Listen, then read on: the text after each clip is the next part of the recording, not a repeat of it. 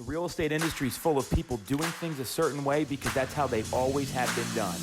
These are not those techniques. If you want to get punched in the throat with the most aggressive and innovative ways to generate business and run your real estate practice, check out Agent Hacks. Welcome back to Agent Hacks. We've got Nova Crespo, an amazing team member here. Super grateful to have you on, Nova. And we are talking about the situation that arises a lot. You get an online lead, they want to go see a house, or they got interest in something, and they've got loyalty to another agent. Not uncommon. We know the average online lead comes in 12 times as a new online lead. So Nova's been converting these people.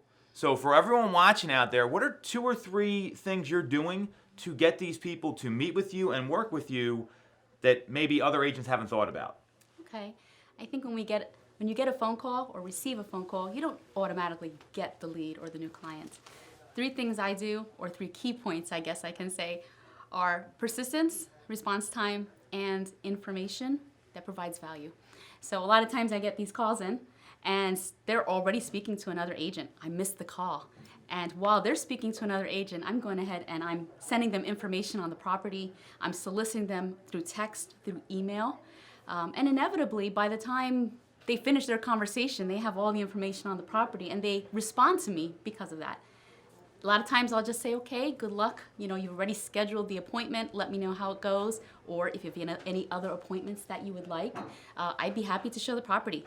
You'll be surprised at how many times an agent will drop the ball on a new client where they just book the appointment and say, be there at a certain time. They never even confirm it.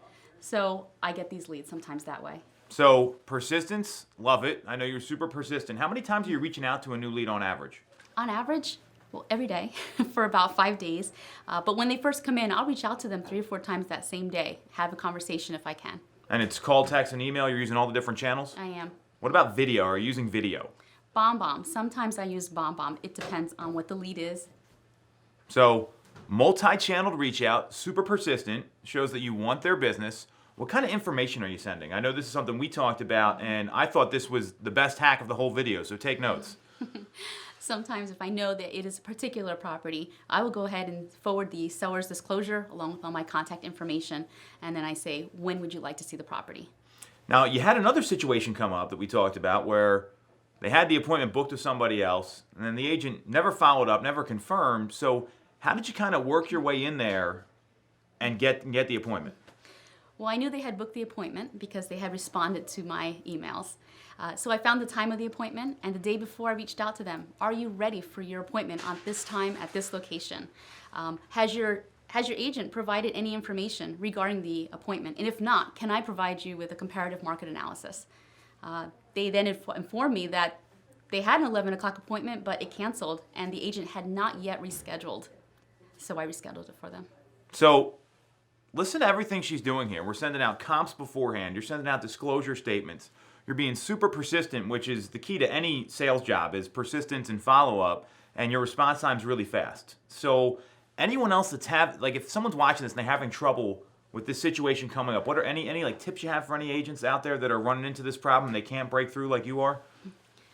Persistence. Persistence, okay. So what Yes, we already said. Yes. I guess just not giving up on them, and even when the answer is no, follow up. Things can change, you know. Instead of walking away from, I already have an appointment, I'm able to see if it actually happened, see if there's some way I can assist them. An informed consumer is our best friend in this industry. So we want to make sure they have the information they need so that when they get there, they're ready to buy that house.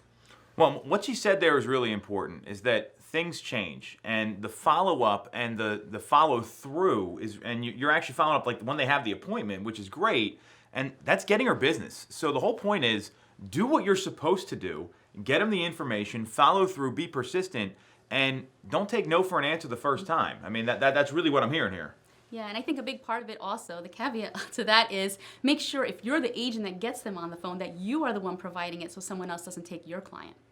Well, and that goes back to like your pre-appointment checklist, like are you doing the follow-up after you schedule the appointment, are you sending a video, all that stuff, which I know we have systemized, and you're taking that and you're actually, if you don't get the appointment, you're doing the same thing, which is genius. So that's why she's on the show here. So if you're having trouble with loyalty to other agents, follow these 3 tips that Nova gave you here, and you're going to schedule more appointments. We'll be back next week. Thanks for coming on.